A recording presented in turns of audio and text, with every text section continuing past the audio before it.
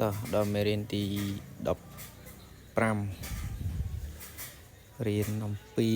យោហែងជីតំបន់ទេសចរ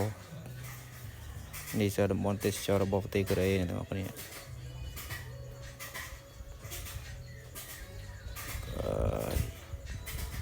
ខ្ជិលបកសរសេរណាច្រើន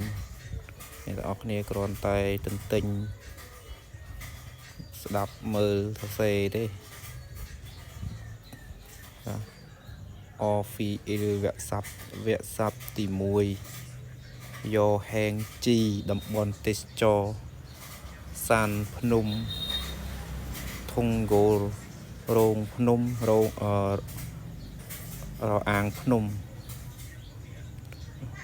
និយាយដាច់ហ្នឹងលអាងគេនោះភុកផោទឹកធ្លាក់ទឹកជ្រោះហូស៊ូបឹងកាំងទន្លេផាដាសមុទ្រសមកោះអ៊ុនឆុនទឹកក្តៅទឹកត្រជាក់អាងត្រាំទឹក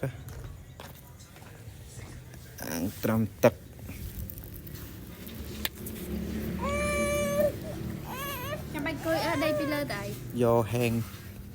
យូជុកជីតំបន់ប្រវត្តិសាស្ត្រមីនសុកឈុនភូមិវប្បធម៌ណូរីកុងវ៉ុនឧសៀនកំសាន្តធើរាម៉ាឆ្វាយ៉ុងជីកន្លែងថតរឿងភាគនៅសូមអធិស្ឋាននៅសំឡេងខាងក្រៅផង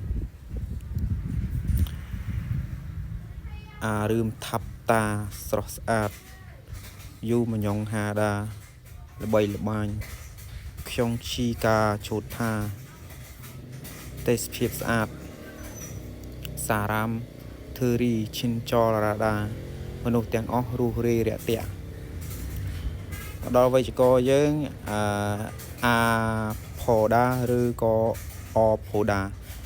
បកប្រែថាធ្លាប់ឬក៏សាកល្បងមើលទៅដូចជាវាជាទម្រង់អតីតកាលដែរហ្នឹង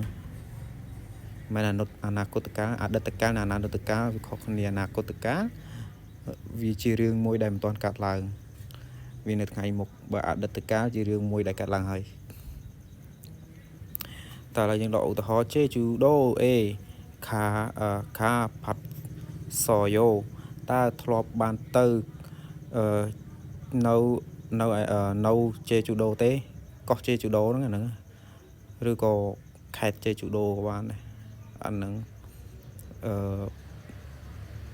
កន្លែងដែលល្បីនៅប្រទេសកូរ៉េទាំងអស់គ្នាជេជូដូហ្នឹងហើយឆ្លើយថាអានយោអានកាប៉ាសយ៉ូទេបានមិនធ្លាប់ទៅទេចង់មកដល់ការទី2ការឆុនជូពីពីមប៉ាពឺ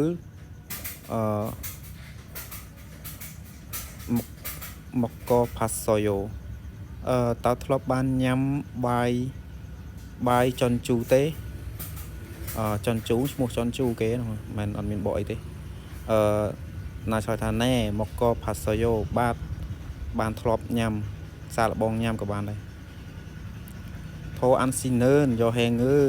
ម៉ានីហេសយ៉ូតើបានបកពីវិធានមុនទាំងអស់គ្នានាមលោកធន់តើបានធ្លាប់ធ្វើដំណើរកម្សាន្តច្រើនមែនទេអាណេយ៉ូហាន់គូគេអ៊ីតស៊ឺតេយ៉ូហេងឺម៉ានីហេបូកូស៊ីផយ៉ូអាណេយ៉ូទេនៅប្រទេសកូរ៉េចង់ធ្វើការដំណើរកម្សាន្តនៅប្រទេសកូរ៉េនៅពេលដែលមានពេលចង់សាកល្បងធ្វើដំណើរកម្សាន្តច្រើនជាងហើយបកឲ្យត្រូវន័យវាហ្មងច្រើនជាងតែបើដាក់ប្រូដាជាងតែគេដាក់ថាម៉ានីច្រើនចង់ដល់ឲ្យច្រើនដំណើរកម្សាន្តច្រើនក៏បានដែរ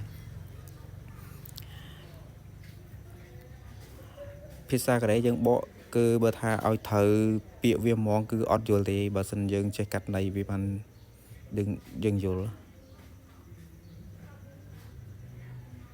នៅពេលដែលមានពេលនៅប្រទេសកូរ៉េចង់សាកល្បងធ្វើដំណើរកម្សាន្តច្រើនជាងអញ្ចឹងណាអូខេអ្នកទាំងអស់គ្នាទន្ទិញវេយ្យាករណ៍បកប្រែថ្មីហើយនឹងពាក្យទាំងប្រមាណឲ្យចាំ